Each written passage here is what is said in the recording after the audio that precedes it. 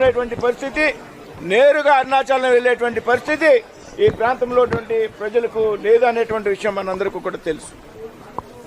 అయితే రైల్వే అధికారుల్ని అనేక సార్లు వారికి విజ్ఞప్తి చేసిన మేరట, వారిని పదే పదే కోరిన మేరట ఇవాళ నర్సాపురం నుండి నేరుగా తిరువన్నామలై అంటే అరుణాచలానికి ట్రైన్ని ఏర్పాటు చేయడం జరిగింది. అరుణాచలం యొక్క ప్రాముఖ్యత మనందరికీ కూడా తెలుసు.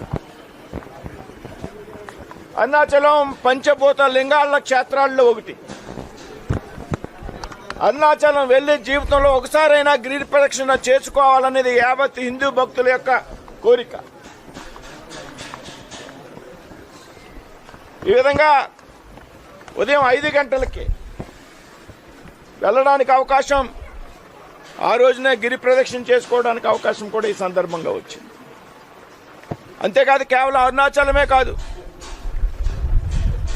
విజయవాడ నుండి అనేక ప్రధానమైనటువంటి నగరాలు కూడా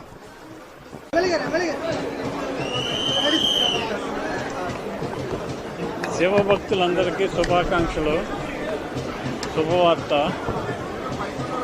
నర్సాపురం నుంచి అరుణాచలం ట్రైను ఉదయం 1 గంటకి నర్సాపురంలో బయలుదేరి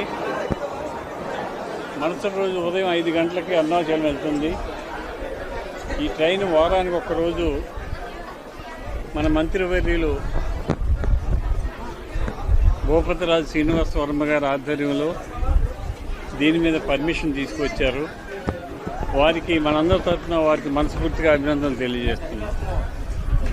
వారు చేసిన ఈ కృషికి మన ప్రాంతవాసులందరూ కూడా వారికి రుణపడి ఉంటారు. ఎందుకంటే అతి పవిత్రమైన